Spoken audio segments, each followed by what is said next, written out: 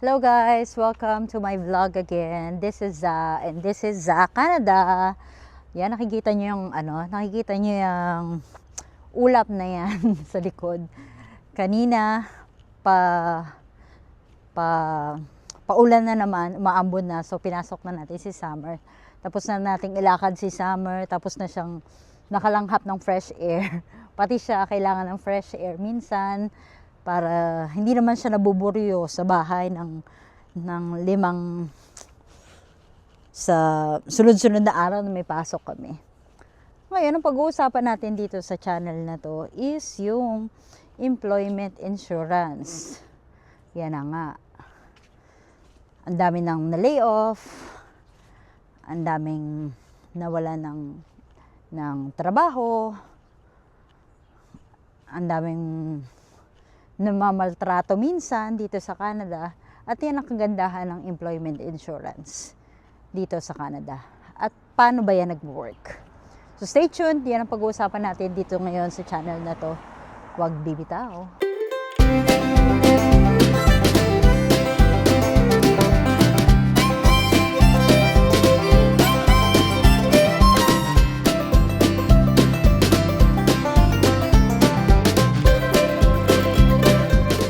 Again, this is welcome to my vlog sa Canada. Ayun, pag-uusapan nga natin ang employment insurance dito sa Canada at paano siya nag-work. So ano nga ba ang employment insurance? Kung napanood nyo yung last vlog ko about dun sa sahod reveal, isa yan sa mga bagay-bagay na ikinakaltas sa atin parang every 15th and 30 para may magamit tayo in case of emergency. Yan yung pag na-layoff tayo, kapag suddenly, nawalan tayo ng trabaho. Minsan, nagwo-work din yan sa pag nagkasakit, bigla kang nagkasakit and then kailangan mong tumigil sa pagtatrabaho. Then ito yung mga bagay-bagay na nagko-qualify ka para dyan sa employment insurance. Hindi nga pala yan emotional insurance kasi kung emotional insurance yan, I'm sure lahat tayo qualified. Lahat tayo may pinagdadaanan na emosyon. Pero yun na nga, employment insurance at yung mga bagay-bagay na kailangan natin gawin para makapag-apply tayo ng EI. Okay. Ito yung mga kailangan para makapag-apply ka ng employment insurance. Unang-una, kailangan, gulat ako, kala ko nawawala yung mic. Ayan. Unang-una, kailangan may valid work status ka. Siyempre, hindi ka TNT, hindi ka valid pa yung visa mo, hindi pa expired yung working permit mo. Yan. By the way, nagamit ko nga rin pala to nung nag-apply ako ng vulnerable open work permit. So nasabi ko sa inyo yung ginawa ko nung nag-apply ako ng vulnerable open work permit, at yun yung topic ko dun sa vlog ko 2 weeks ago. O yan, dapat may valid working status ka. Next is dapat may at least 420 to 700 hours ka nang nagtatrabaho dun sa employer mo. Hindi yung basta-basta na halimbawa, 1 month ka pa lang nagtatrabaho sa employer mo, apply ka agad ng employment insurance.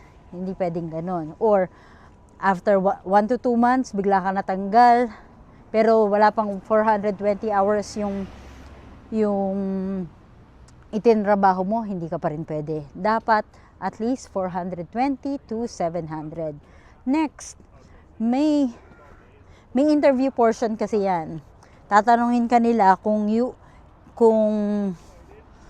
are actively looking for an employer. Which is true rin naman. You're actively looking for an employer. Kasi ako noon, since nung nag-apply ako ng vulnerable open work permit, yan ang kagandahan kasi sa ECE dito. Madaling makahanap ng trabaho as an ECE dahil nga in demand yung occupation ko. habang hindi pa na-approve yung vulnerable open work permit, syempre nga ako, nga, wala, hindi naman pwedeng si Kurt lang yung magtatrabaho.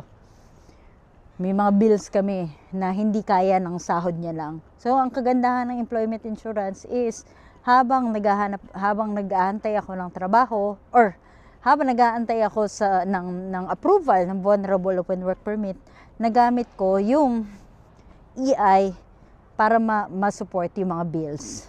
So, yun na nga, kailangan ma-support mo. Isa sa mga requirements nila is mapatunayan mo na naghahanap ka ng trabaho in replacement dun sa nawalan na trabaho para sa'yo. Or halimbawa, sa health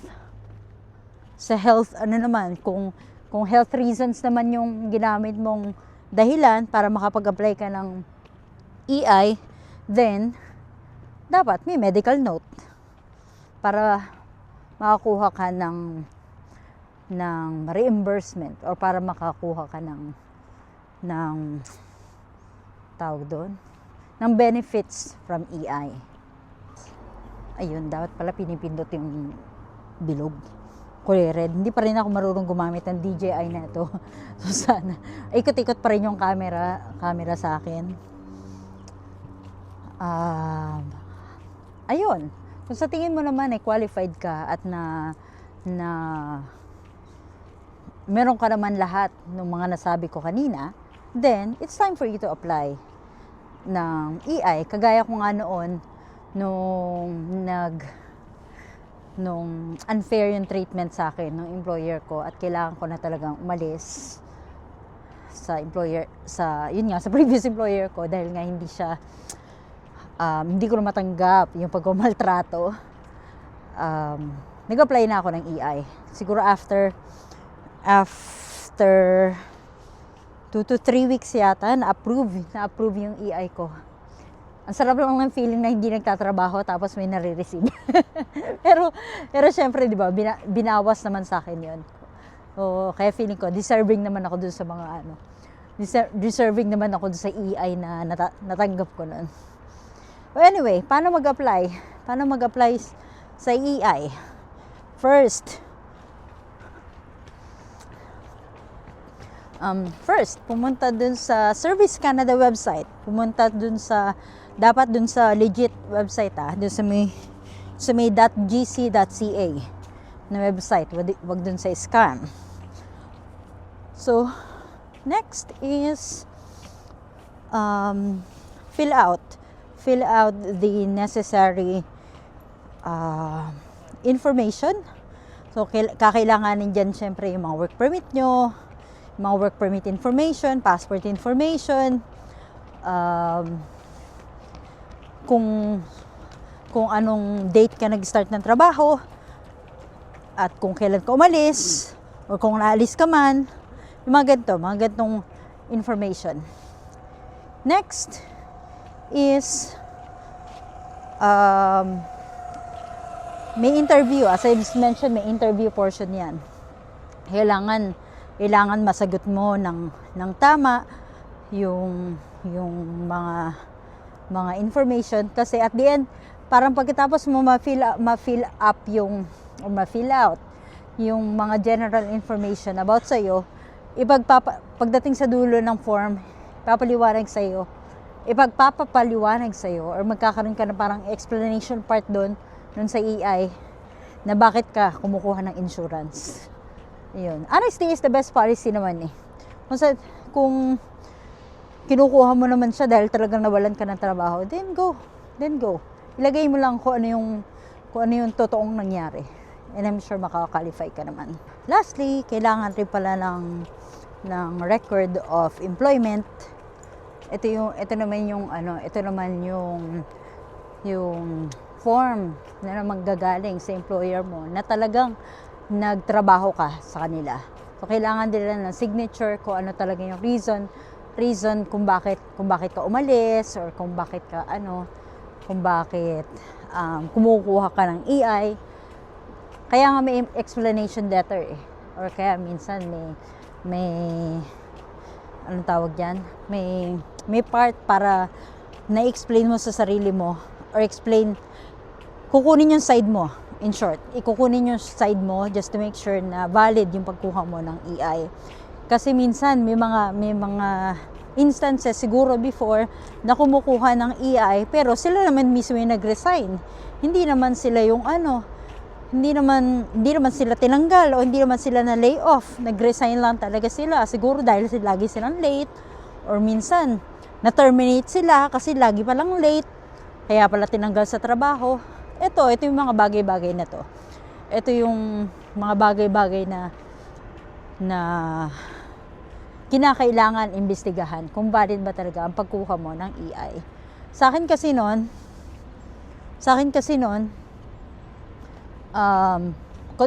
technically constructive dismissal siya.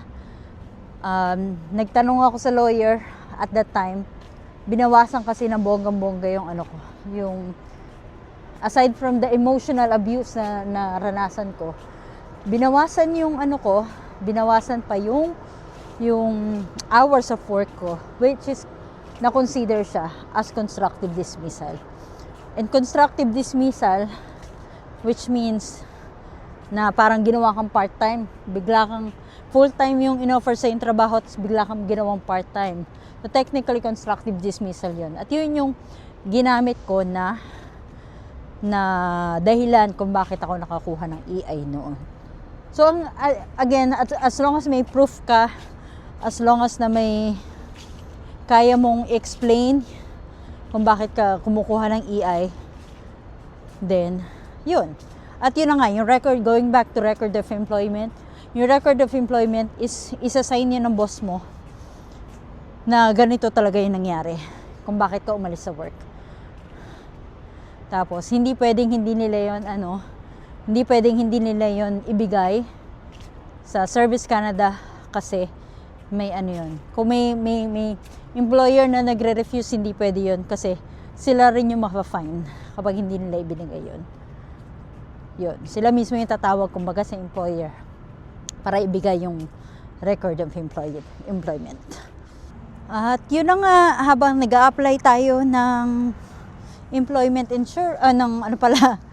ng vulnerable open work permit or ng approval, habang nag-aantay tayo ng approval at that time ng vulnerable open work permit, may natanggap akong employment insurance na nakatulong sa akin para matulungan ko si Kurt sa pagbabayad ng rent. By the way, hindi pala siya kung nakalimutan ko sabihin sa vlog na to, may portion lang siya ng salary mo.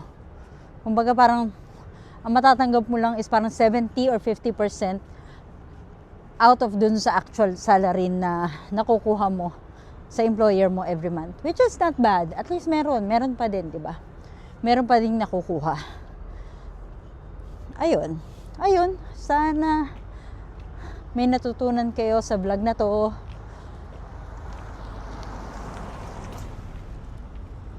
Sana may natutunan kayo sa vlog na to. Until next time. At laging tatandaan, hindi kailangan na maraming pera, basta may peace of mind. Bye!